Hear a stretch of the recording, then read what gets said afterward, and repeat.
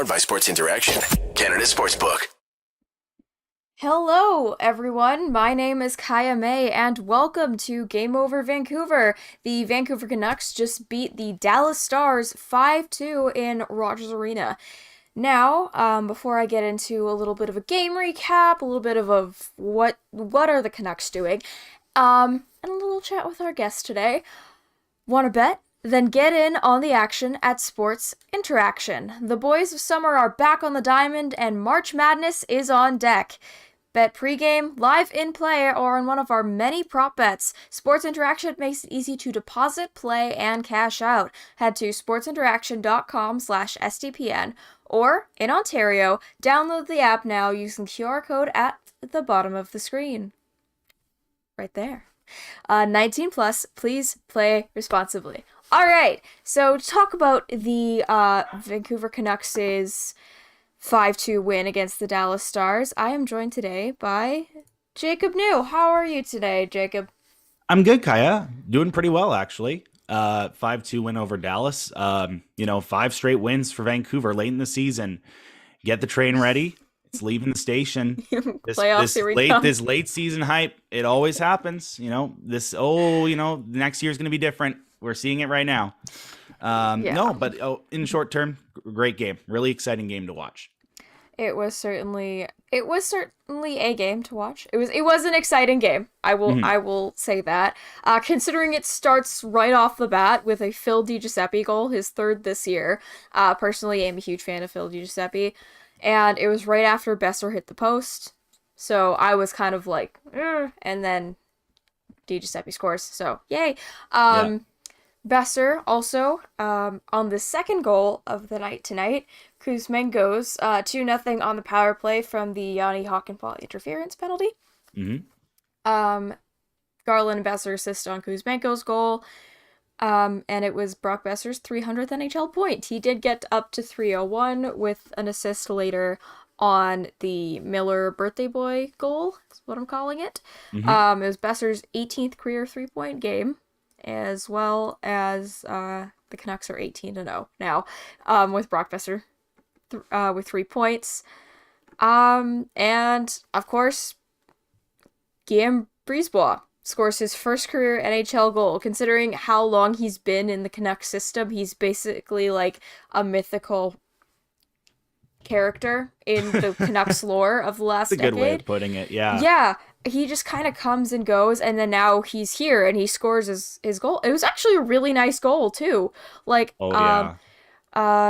From Garland to Niels Åman, who is with the beautiful back pass. It was a spin back pass to Brisebois coming in like hot and ready on a slapper. Then it was such a good shot, and really, as you said, mythical character. He slips in and out in preseason. Everyone's like, "Oh, who is this guy? Oh yeah, we drafted him in the third round, 2015." And he's just been, so because I looked it up, I was like, when did we draft him? Because I was just confused about that. And it was, it's been 8 coming up this draft year. It'll be 8 years since we drafted him. I think 66 overall. That's when I started high school. Oh my gosh. Yeah, I was probably I was around grade 11 then. It's a great goal for him. First career goal in the NHL. And he also had just recently signed, I think, a 2-year extension. So I really hope that, maybe it turns out into something great for him, whether he is just another AHL guy call up. Maybe he makes more appearances next year. Who knows? I do think that he'll get a lot of more call-ups. I do think he's part of the kind of core, I guess. I don't want to say core, but be careful with that word there. I know. Well, the core at one point was Virtanen and a bunch of guys, so yeah, we've gone through a lot here. What we mean when we say core, you're probably meaning the future core, or at least kind of those middle-aged 20-somethings. I meant in the couple years. Yeah, the pipeline core. The pipeline core is a way of I was going to say not essentially core, but bottom pairing core. Yeah, your bottom 6 type of core, because really, the Canucks have had so many players that they've been come and slotted in that bottom 6.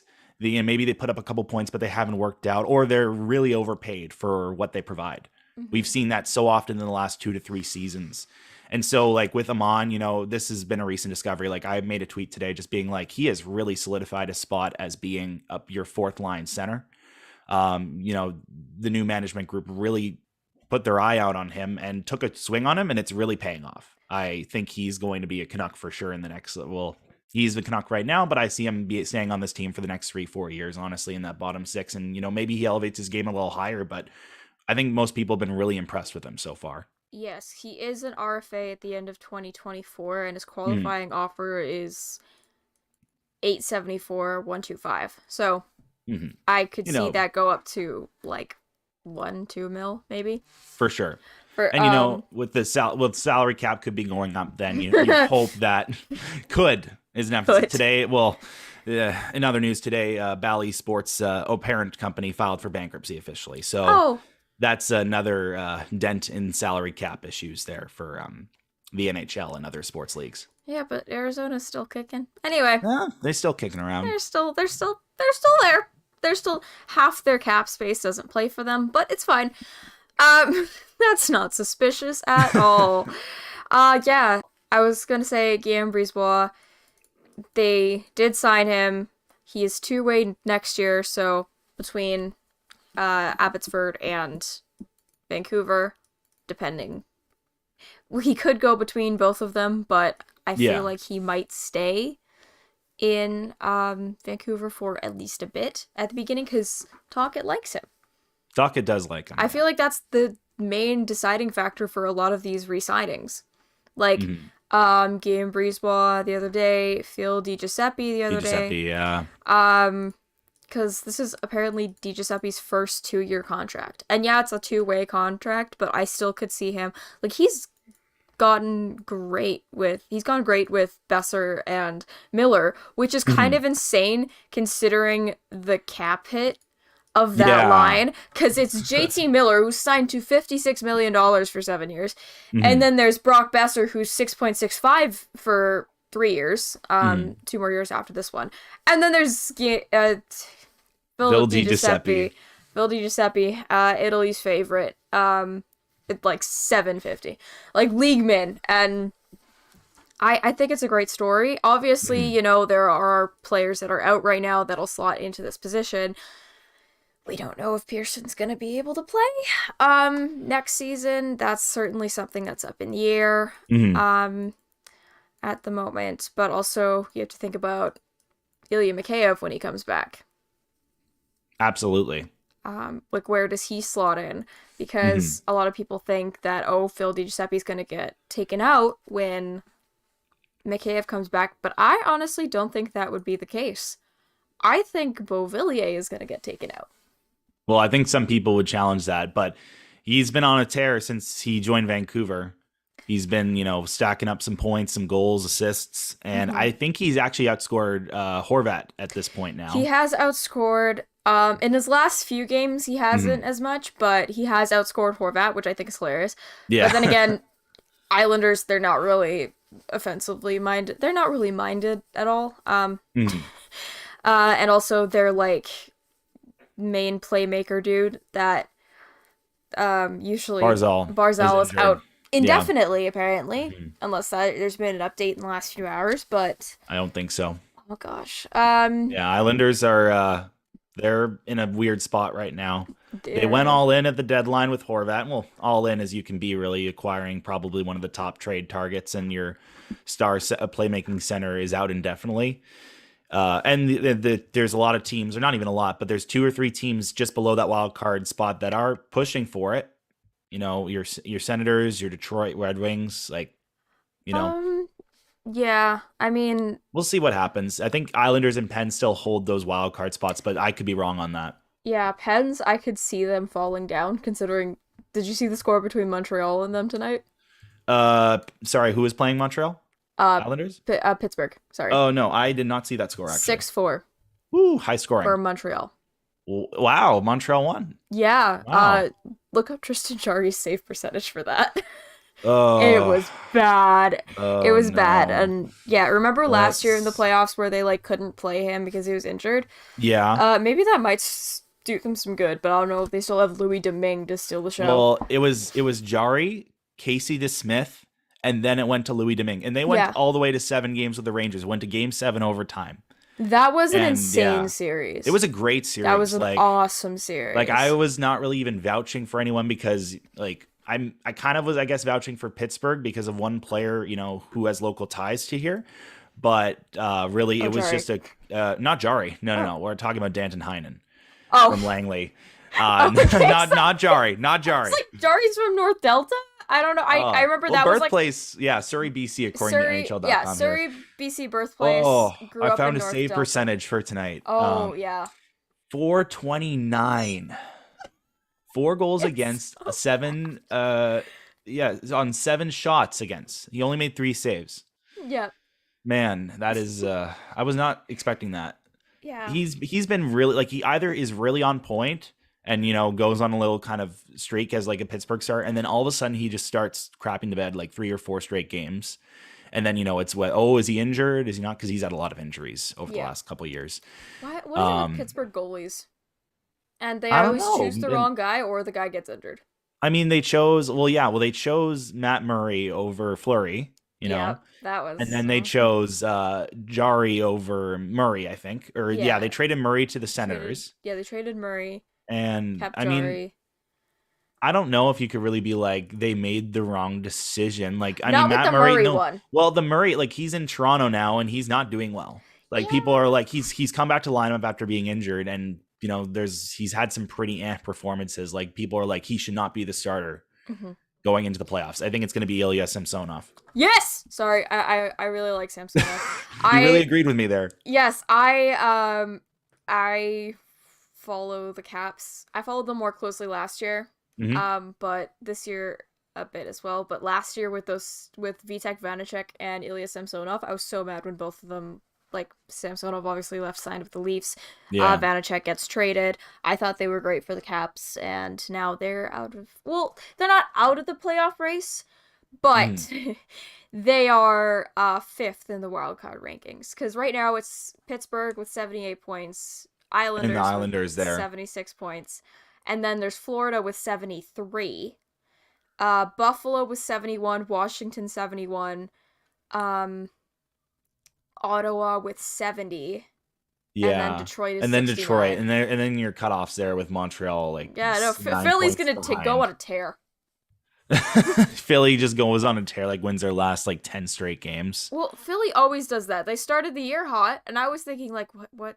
This is Philadelphia. They have John Tortorella, and they have Tony DeAngelo making how much? And did they? Yeah, they re-signed. No, they have DeAngelo still, and they have Ristolainen that signed for a long time. Ristolainen. Who's the guy that was acquired from, I think, Winnipeg?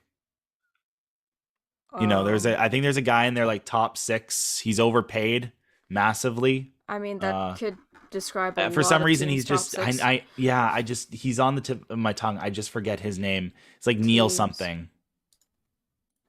I can't believe I'm not getting this right now. I am so sorry. He signed long term with them. Not Sandheim. What am I can't even think right now. No, it's not Sandheim. Yeah. But I'm not going to go on a tangent with that. It's fine. Player search. I am going to go on a tangent. No, it's not that. It's I can't see the chat. Maybe the chat is just screaming, being like, "It's this guy. How do you not know?" Like, I will let you know if there are answers. Yeah, because I'm not looking at that right now, but it probably someone's like, this is probably the player thinking about. But going back to those wild card standings, yeah, so there's a couple teams that could hop over the Islanders and the Penguins. And we were just talking about the Penguins having that struggling goaltending right there. A lot of teams have had that this year too. Yeah, true. Yeah, and then the West is it's kind of a race. People are saying, oh, Vancouver should go for the playoffs. We are 18 points behind Winnipeg. Yeah, Winnipeg I don't know about that, guys. Tonight. Who did they lost to Carolina? We're going to get, like, opposite tank tweets. Like, so, you know, a lot of people have been doing the gif of the guy, like, you know, doing this from the tank every time a team below us wins. Are we going to get versions of that where it's like Winnipeg loses and they're going to be like, you know, I don't know, like this on a tank and be like there because they're gonna drop and we're gonna climb. Not gonna happen. Not gonna happen. Winnipeg has 79 points. The next is Nashville with 73. Then it's Calgary also with 73. I think Calgary is gonna stay out of the playoffs. I know. Actually, I think the points have been updated since today's games. Shit. So Winnipeg still has 70. I need to refresh. All good. Winnipeg has 79. They're in that second wild card spot. Nashville was 75. Though they have 3 games in hand over Winnipeg. They have 65 games played. Winnipeg has played 68 games. Wait. And then Calgary was 74 points. Oh my God, Calgary lost. Yeah, they lost to Arizona, I think I heard. Yeah. I was just like, wait, Calgary only went 1. Also, Columbus and San Jose, they're in a nail biter. It's 5-5 with like 4 minutes left in the game. That is... So, like, that's a big tank game as well. No, for some that people. is a huge tank game. Well, that is a huge tank. Yeah, San Jose is last in the West and Columbus is last in the East. I didn't realize they're the bottom 2 there. Yeah, because Anaheim... I thought Chicago was, but no, they're 2 points ahead of San Jose now. Anaheim just has terrible goaltending. They have a minus 99 goal differential. Which is weird because Gibson is still on this team and he was a really good goaltender for a long time. I guess he's just not been having a good year and they don't have a good backup option. Jonathan Quick was also a really good goaltender for a long time. Yeah, but he played for the Kings, and the Kings have had sustained playoff success over the last couple, over the last decade, really. Oh, they're going through a rebuild. Okay. Yeah. Vegas, he has performed great, though, with Vegas, I will say. He has. I think he's won 3 straight games. Yeah, he's had a shutout with them. He shut out Carolina, and that was when they still had Andrei Svechnikov, I think, so...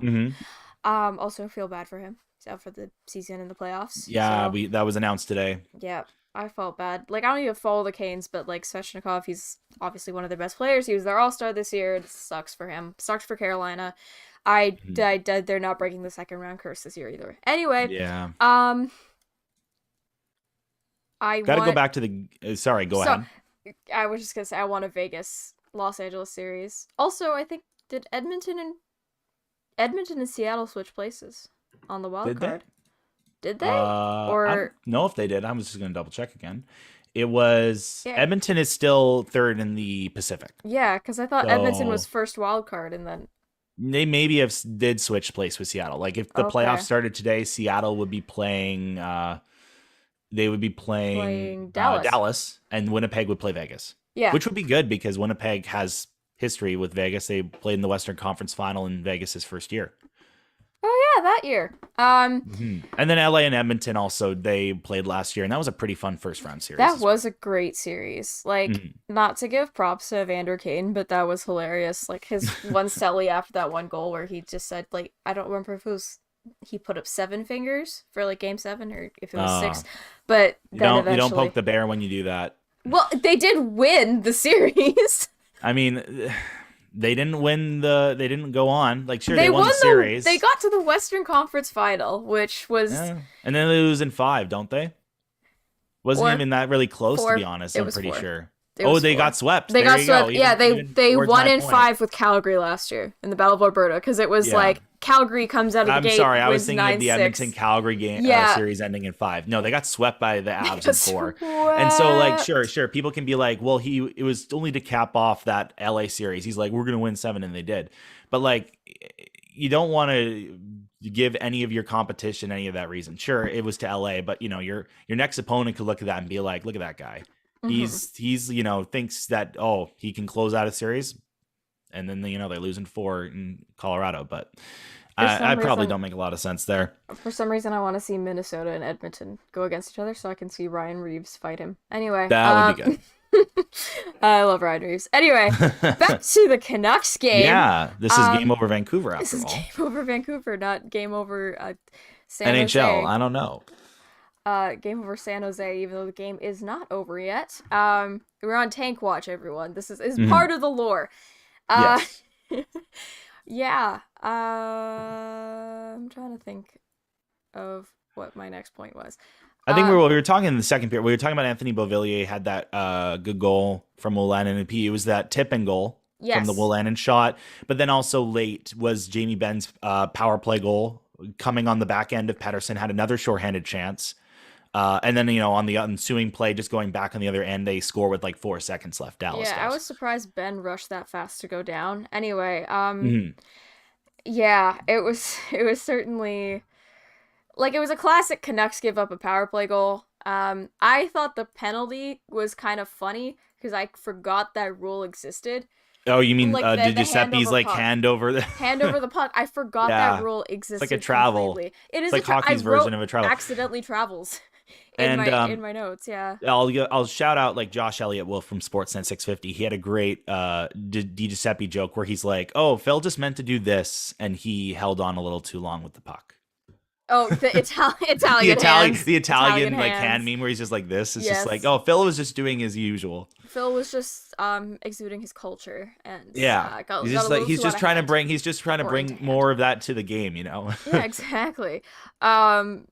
Also, it was the St. Patrick's Day game tonight Yes, because it it's the was. last game until St. Patrick's Day, which I completely forgot was happening. Mm. And they had, all the sweaters and stuff like that. Finn had Yeah. a ginger beard on. That is the most disturbing fursuit I've ever seen, and I've Oh my seen a lot. god. I've been on the internet. I've had internet access since a child. I have seen multiple fursuits, and that is the most disturbing one. Yeah. Harvey, like the Flames mascot. Harvey the Hound, yeah. Yeah, Harvey the Hound's a little terrifying. The Montreal mascot, I still I think don't trust that him. Oilers Wildcat thing that they introduced, like it's a newer one. I think his name is Hunter. Yeah, He is Hunter. straight up nightmare fuel. Really? I don't know what they were thinking. Have Why you they seen his abs? Yeah, it's like one of those things. I think where there's a picture of him without the jersey on. He's got abs, and I'm just like, why? Like, what is their target? The target audience of a mascot for a sports organization should be kids. I don't know what what they're going for with that. It's a little odd. They're Yeah. makes a I don't lot know. of interesting decisions. Yeah. They make a lot of questionable decisions. But then they also have Connor McDavid, so that kind of makes up for it. He also actually appeared. I'm not sure if you saw this. He was at the Junos. He was at the Junos. And had like a clip. speech where he was like there, and people in Edmonton are like clapping and cheering. Mm-hmm. But and then he just opens his mouth and he does like the hockey player, like, "Oh yeah, I'm so great to be here. It's just I'm not going to show any personality." I'm convinced he's AI. I'm convinced he's AI. He's generated by AI. ChatGPT is running Pretty his brain. much. There was also a like red carpet interview with him Mhm. too. I And didn't was see like, that. I saw that. I didn't watch the full like speech clip because I was like, this is just gonna be awkward.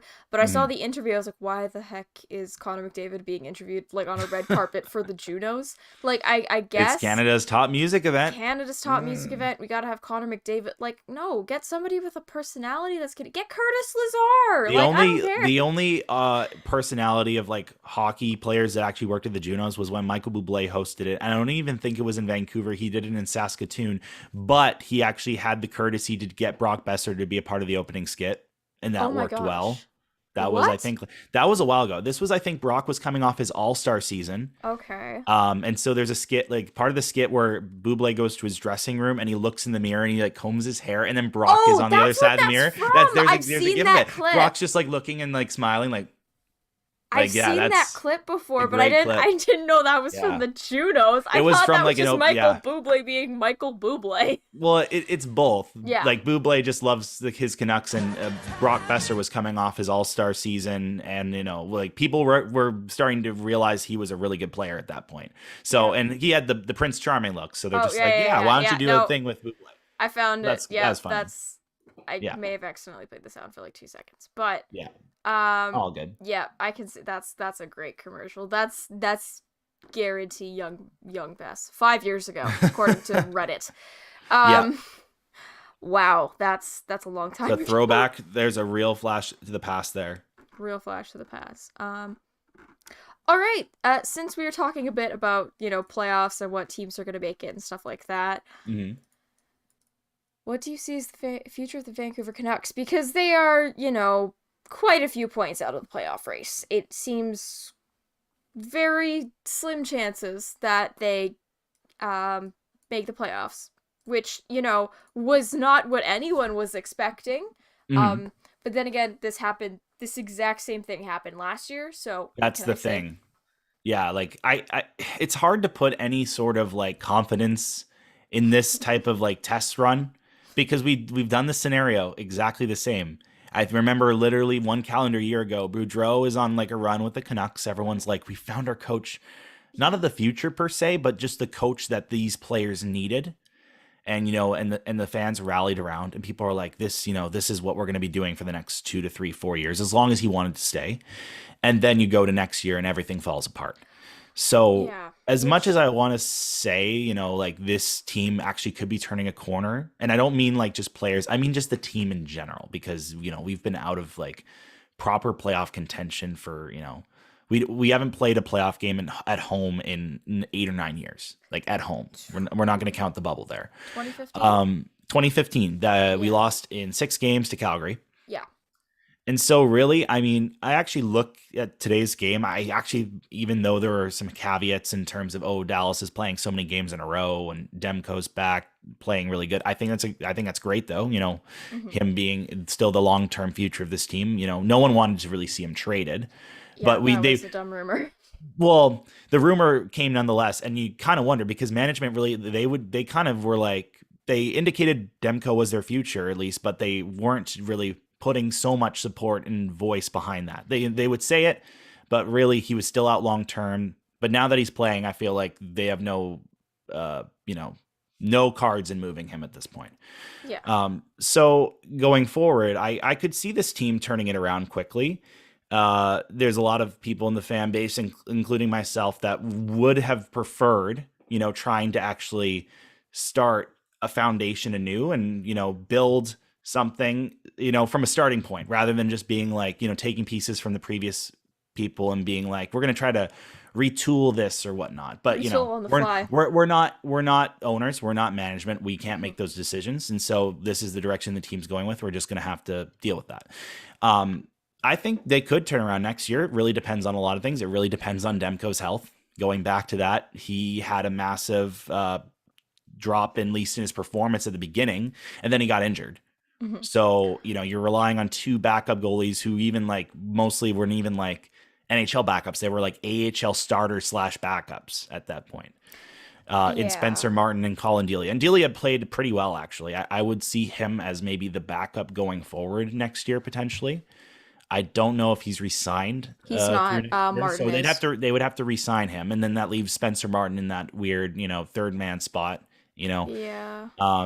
Because he was signed for multiple years. He had a really good showing last year. People like, Martin's our backup, and now this year everything falls apart. But yeah, Delia's a UFA. You never know. 4 months in from now, after the summer, maybe Martin gets his game back. Things can change pretty quickly. So number 1 is Demko's health, and number 2 really is this decor.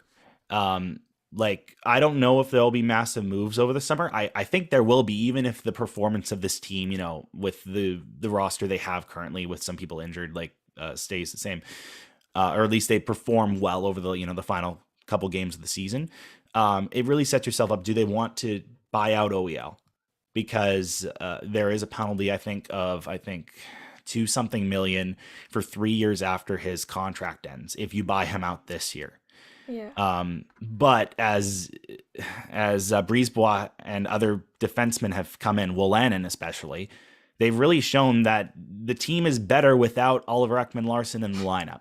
It's hard to say. It's hard to say that given how much they gave up for him and Garland in that trade. Mm-hmm.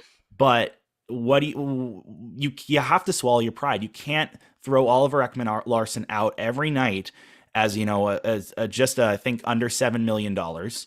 As your top 4 guy, and then have him constantly get walked by and embarrassed.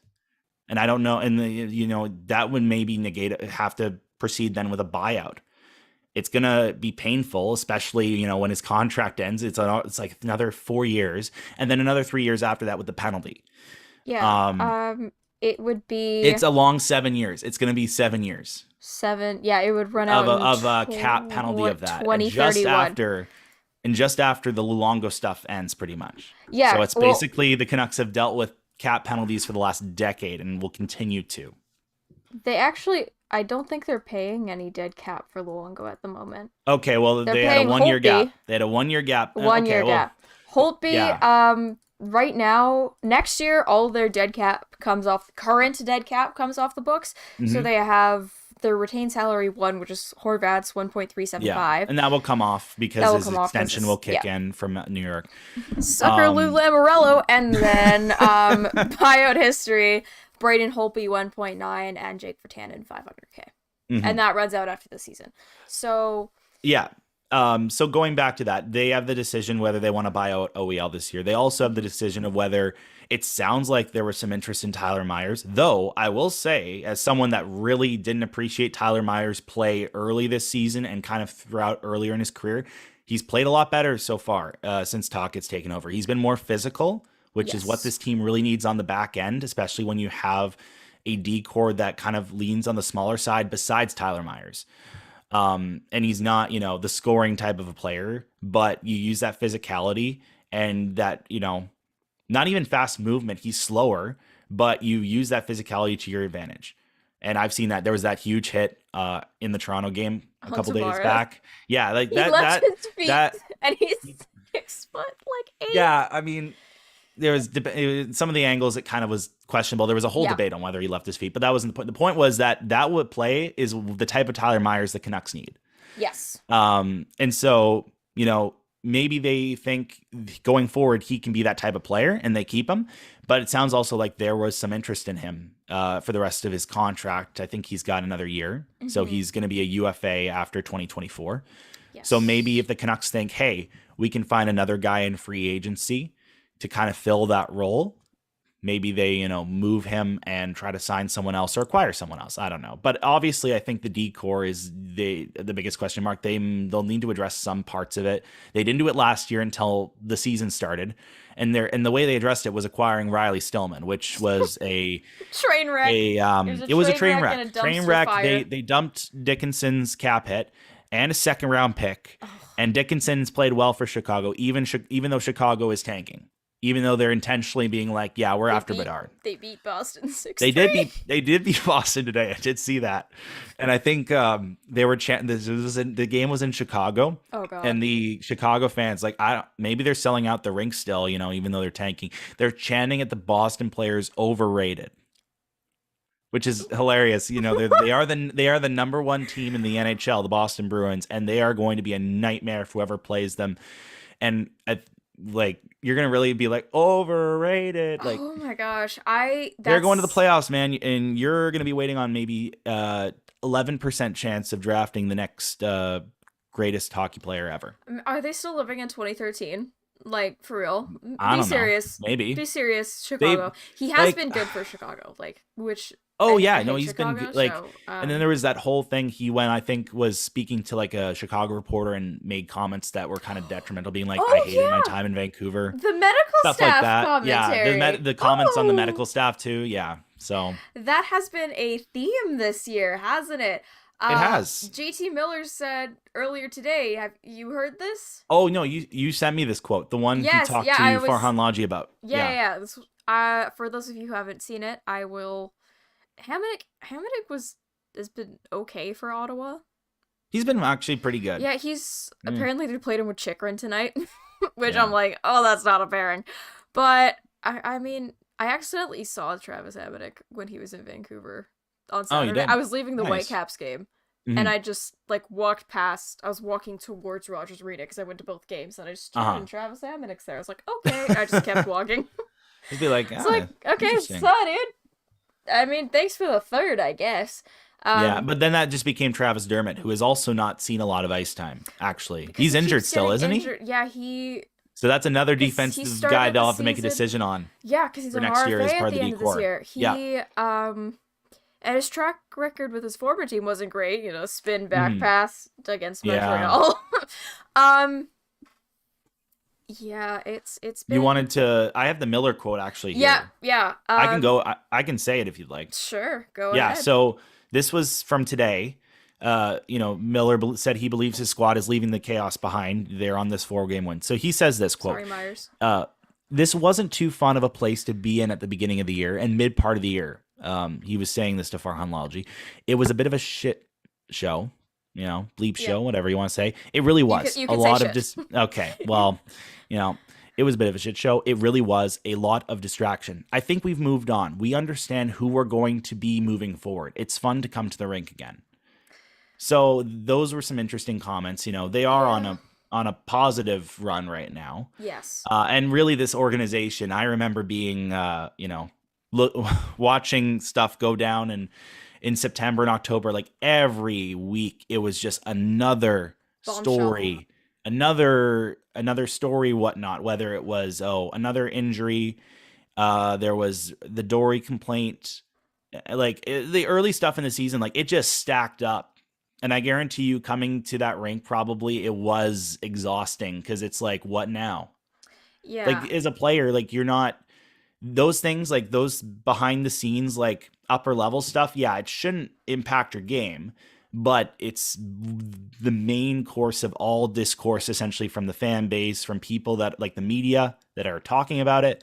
And so you can ignore it, but it's definitely going to, infiltrate your brain and just be like, this is the crux of what's happening. And that, no doubt, probably, they go on that 7-game losing streak to start the year. Mm-hmm. And I think that kind of was like, oh yeah, this is exactly the type of path that they're going on. Yeah, considering the message going into the season, I wonder if they're going to do the same next season, honestly, because they, almost get into the playoffs last year. They got eliminated in game 80.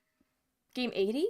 Game It was 80, something, yeah. yeah. Like I remember, I think I went to one of those late games, and I tweeted something like a meaningful game in like late March. I'm like, it's been a long time since this. It was Against the Coyotes, but I don't know if we won or lost. But yeah, we got eliminated. We got very close to eliminated the end of the season. we got eliminated during the Seattle Kraken April 26th game, so the 80th game of the season, and it was between the first and second semester, and I remember second semester. Oh my gosh, second period.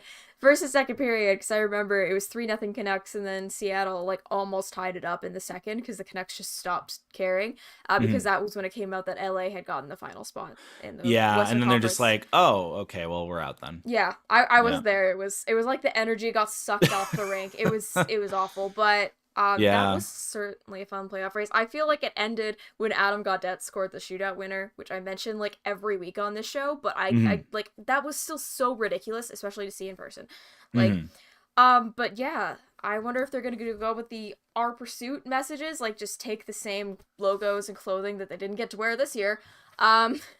I mean, after we've got unfinished business went badly, like maybe they do Our Pursuit again. I thought you meant like the in coaching message, like because the message, at least from Boudreau and from the management group, was we need to make the playoffs this year. It's playoffs or bust.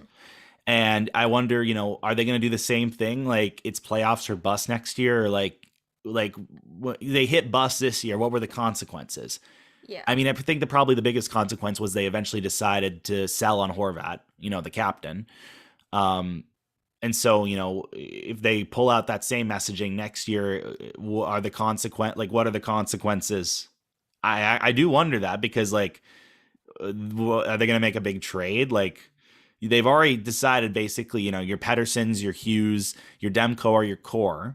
Who's the odd man out then? Like Miller, if he's going to be the odd man out, you got to trade him this offseason. Yeah. And he still has value apparently, but the Canucks were so like, there was this whole rumor, the Canucks were hung up on getting that. Not the draft.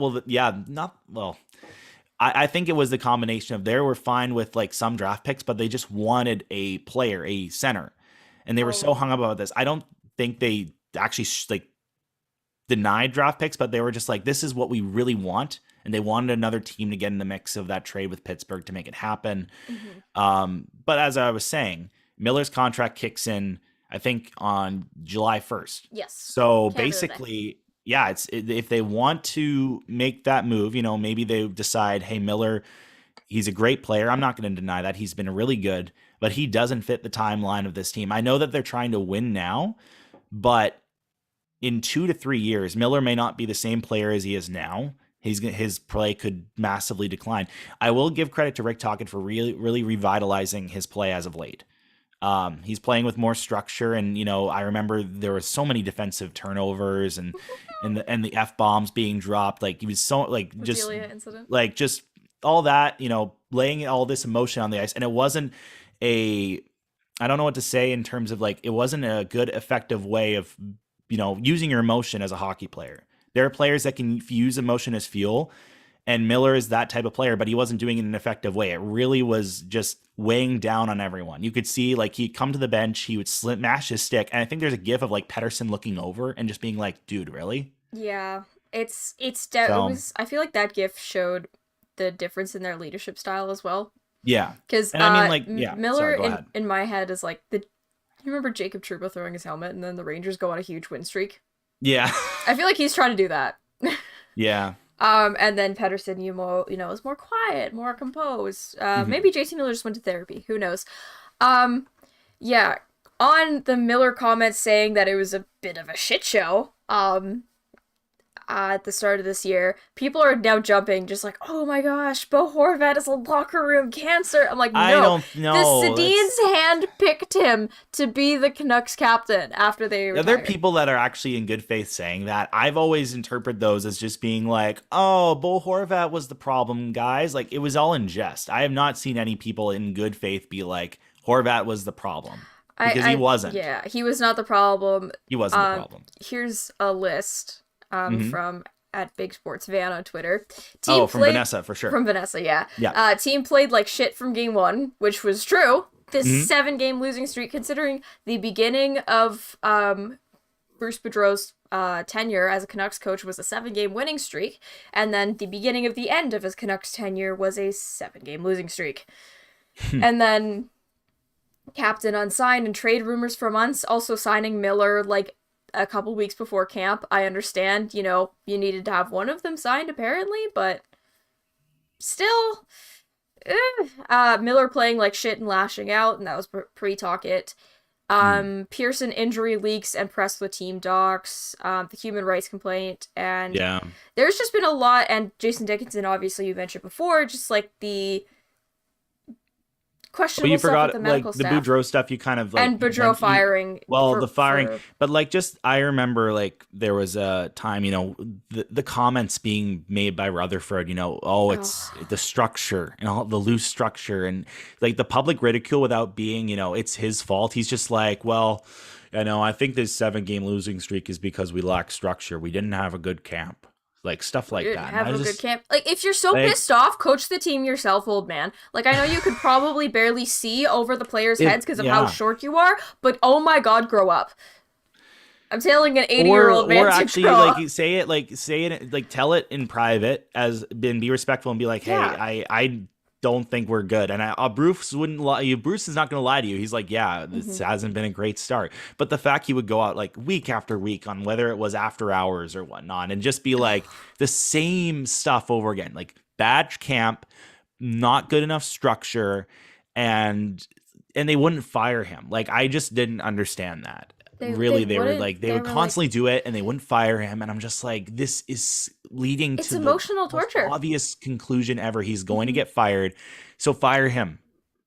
Like, stop playing these mind games or whatnot. Like, if it was like some sort of game of chicken where they're just like, we're going to publicly harass you and like talk crap about you and your job. And we want you to resign basically because we don't want to pay you.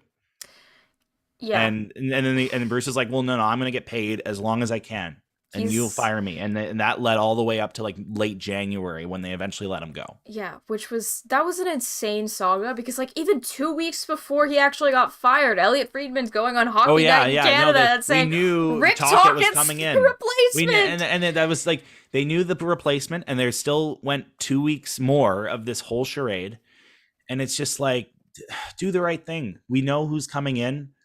And I don't understand because there were some people that were like, they want consistency, like a transition period. Like they didn't want, I was like, guys, you have an assistant coach that has National Hockey League head coaching experience in Mike Yeo. Just let him be an interim coach for like 3 or 4 games. It's not that hard. Literally, like let him take over they let him take over in Philly last year when they fired Alain Vigneault in December. Like, also, I forgot that Alain Vigneault was like still coaching at that point too, and I was like, "Oh, he was still there." Yeah. Because I was like, "Damn, that was my childhood." He's still kicking. Yeah, but then the NHL is all made up of old men. Anyway, I think you mentioned this. I'm not sure if you mentioned this on the show, but you mentioned Mhm. ownership needing to kind of talk about like how they chose Bruce as their guy and then they decided he wasn't their guy. I personally think that because he was picked out by ownership before Yeah, Rutherford yeah. or They Alvin got they there, so I went to think Bruce to be the coach before they brought in a president of hockey ops or a GM. yeah. So they brought in Bruce because I guess they needed to be happy in Vancouver. Yeah. It's my They assumption. wanted some sort of veteran stability, which I Hmm. understand. But in that hierarchy, when you're going to bring in two people higher up than the coach, then that are going to be like, this wasn't the guy we wanted. I was like, this is just not going to end the way you're hoping it is. They're going to be like, yeah, we're going to need another shot at this because we didn't hire this guy. Yeah, and And so, yeah, that's why I think that I don't want to say bullying, but essentially it was started early on. You could say that the medical staff could also be implicated in that because they fired a bunch of the medical staff that had been there for a long period of time, mm, like I believe during last season.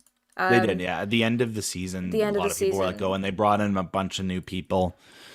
I don't know the exact names. But yeah, there was a massive like overhaul of the medical staff in last off season, And then, basically. yeah, and then, I mean, I understand that the Jason Dickinson thing was kind of before that time, Yeah. but at the same time, it's still all these questionable things. Demko, even, he had off-season surgery, comes back, is obviously not playing to his best ability.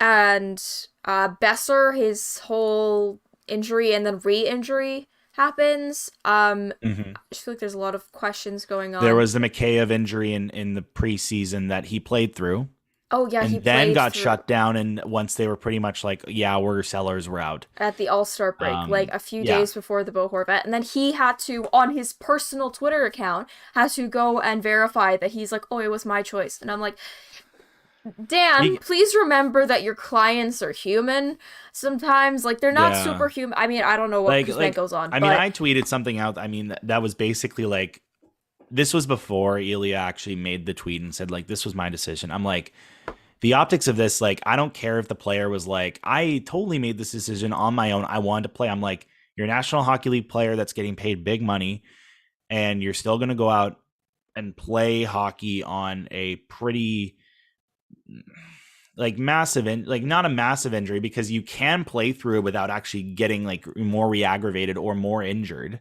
yeah. But in terms of your health, like the best decision would be to not play. Like that would be the best decision. But because he probably was like, I can't injure it more. I want to contribute to this team. He felt compelled to play. And I can understand that. But I still think the optics nonetheless are bad. And that's what I said. I was like, basically, I was like, you're telling me that this guy had been playing injured for half the season and only got shut down now because the Canucks were basically out of a playoff spot. And they were kind of putting their hands up being like, yep, we're going to be sellers going forward. And then ironically, when the trade deadline came, they weren't sellers and they bought Hronik at probably the highest price they could have, Yeah. Yeah, the ironically, too, first nonetheless. So, Audie from Game Over Calgary says, "Go Canucks! I'm disowning the Flames." Are you guys tanking now? Anyway, by the way, Columbus won 6-5 in yeah, I OT. saw that. Yes, Mhm. good for the tank, even if it's still alive. We're on a 5-game winning streak, which is not something they said that they were like, oh yeah, we're on a 4-game win streak.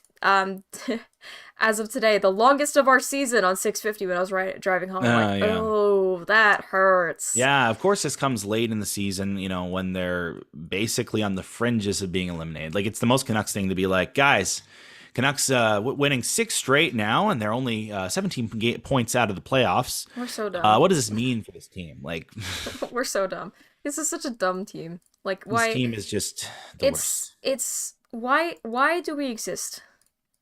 What's the point? What's the rent must be Hey, you know sky what? You know high what? at Rogers Well, Arena. it's all going to be worth it once the Canucks get in on a Big City Greens Classic. Oh my, that was going to be my last point of the night. Yeah, That I was wanted a to get to that because I was wearing a great T-shirt in honor segue. of that too. Yes, yes. Okay, do you want to show up your T-shirt before we get Yeah, into for that? sure. So this is based off Long Live Animation is what it says. It's based off Olin Rogers' design because he was the creator of Final Space and that was canceled by Warner Brothers. Oh yeah, sure. So yeah, no, but I was watching the Big City Greens Classic. For those who don't know, the NHL partnered with Disney to pretty much create an augmented reality kids cast for one of their games, pretty much similar to the NFL's Nickelodeon cast. They do like a one wild card game a year where they broadcast on Nickelodeon with a bunch of cool graphics. They'll bring in like voice actors of characters to kind of intermingle with the play and do commentary and stuff. So for the Big City Greens Classic, I don't even know how they did it. It was a lot of motion capture technology, probably tracking on the players. And they pretty much built a virtual rink in the big city environment from the show.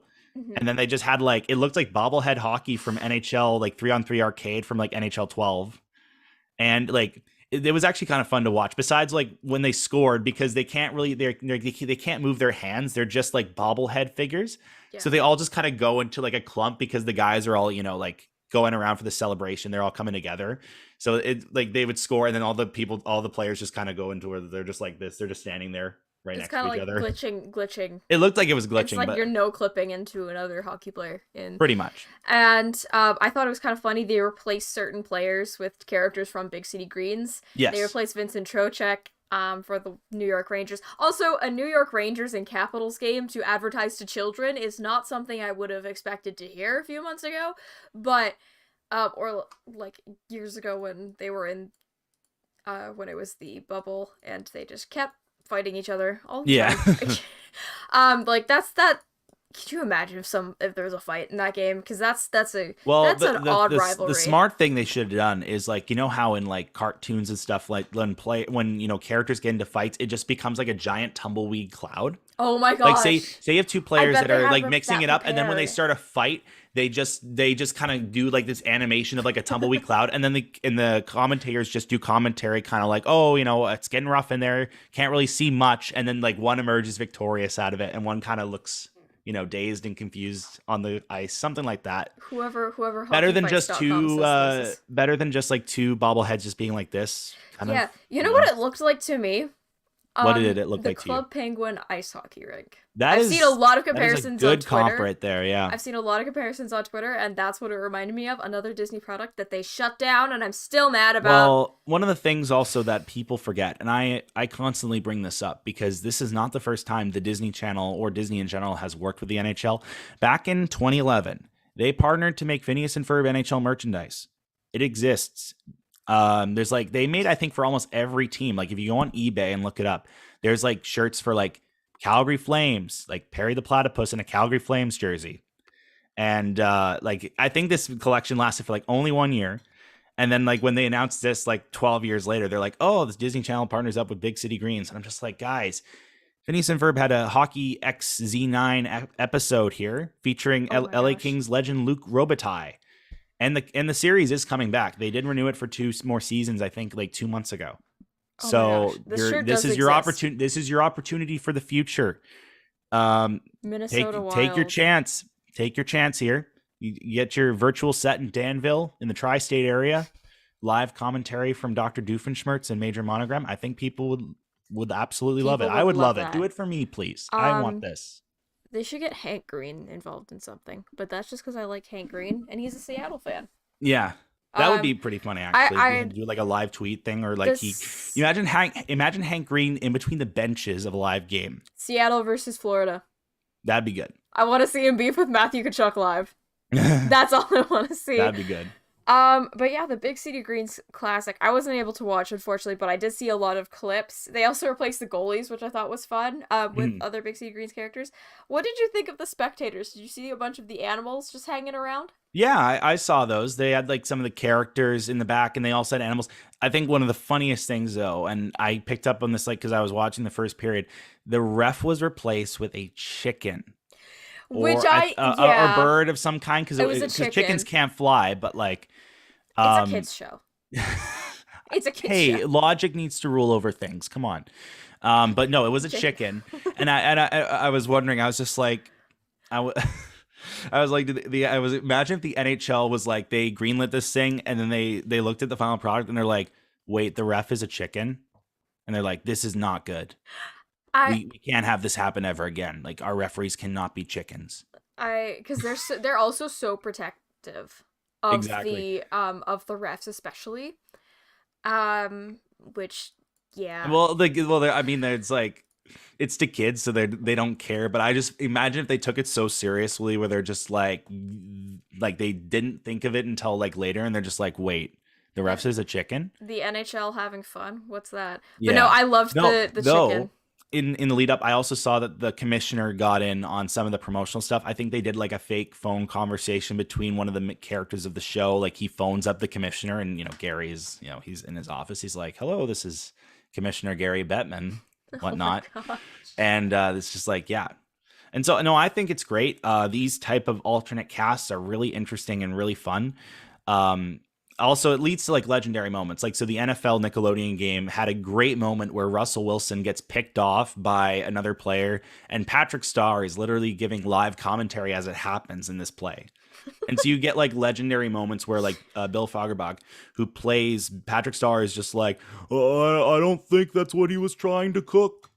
Oh my gosh, let Russ that cook. Is awesome. Yes. So like stuff like that. Like you're gonna end up getting some moments that just become just the greatest sporting things ever. Yeah. And so yeah, no, I think this is awesome. I think also like Big City Greens was a good show, kind of in that, like, I haven't watched a lot of Disney. I think like after Gravity Falls, that kind of is where I was like, fell off a little bit, but this is a great starting point. And I think I think that when they get the viewership in, they'll just be like, yeah, we'll definitely look at this in the future again.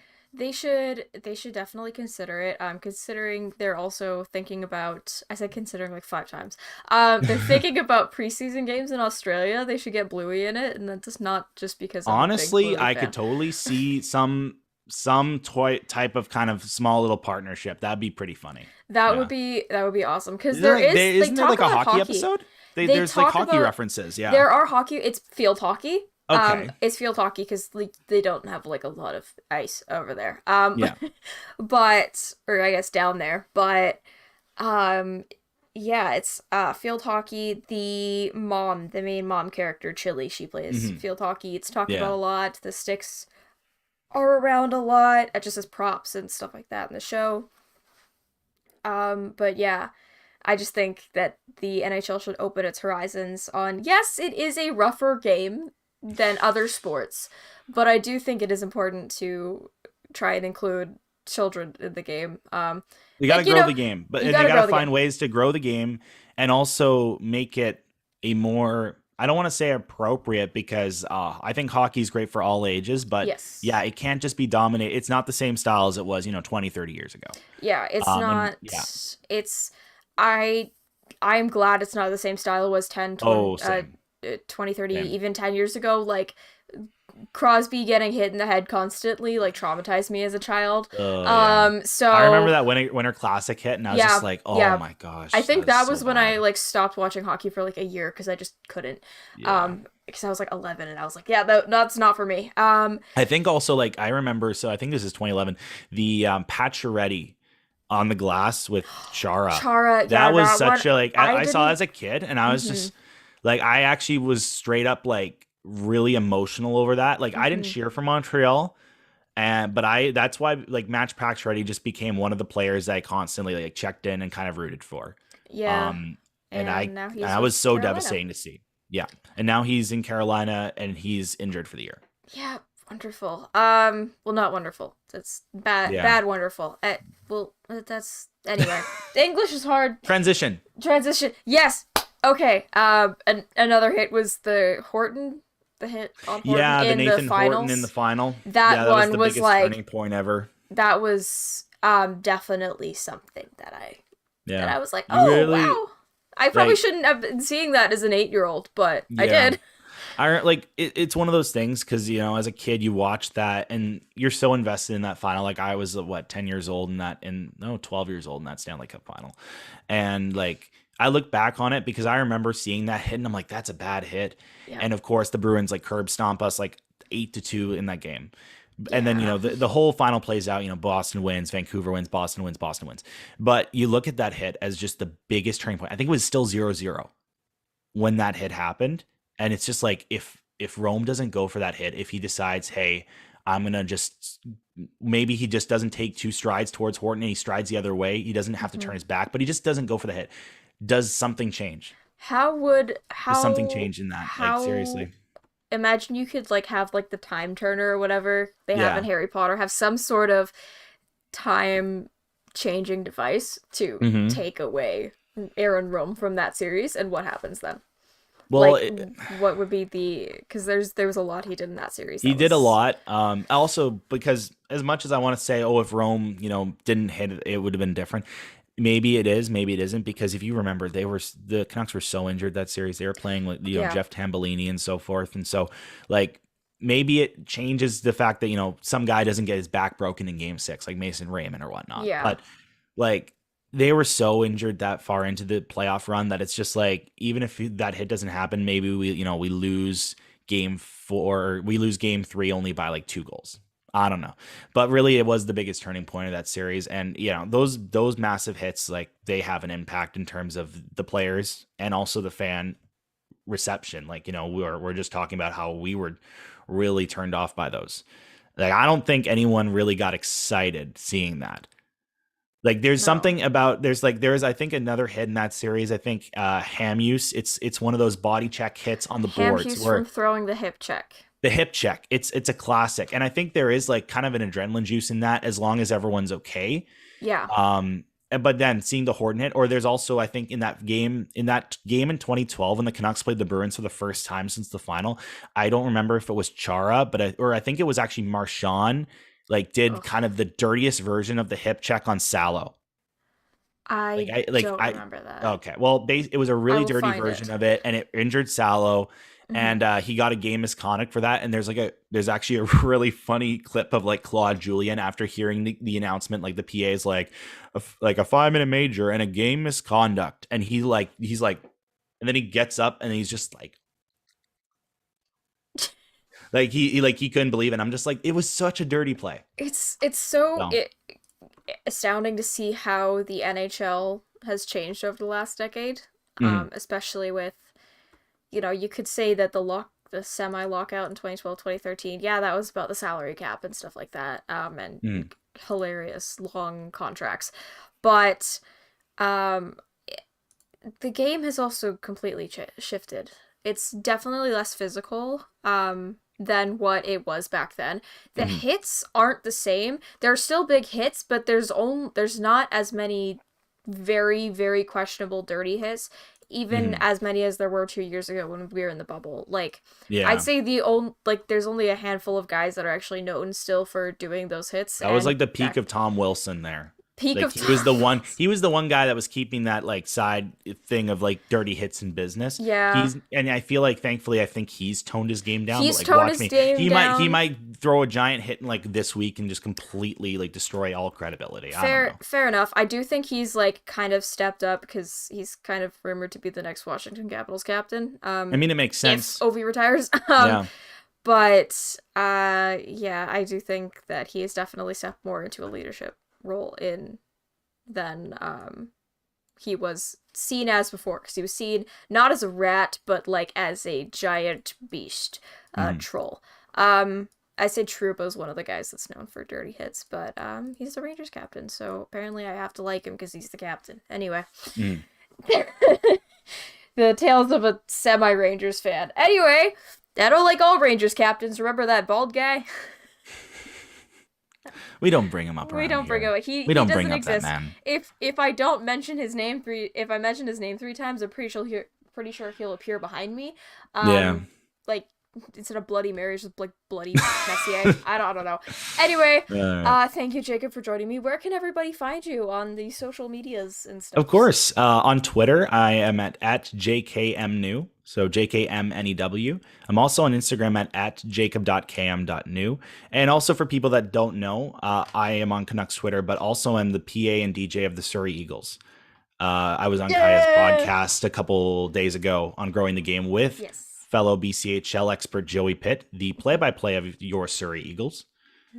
So just thought, for people that are like, who is this guy? I just wanted to make sure we give some relevance here. Yes, give some context. I didn't just be exactly. Like, Canucks Twitter, you. No. Yes, you are a member of Canucks Twitter. Jacob is a PA/DJ/ glass holder.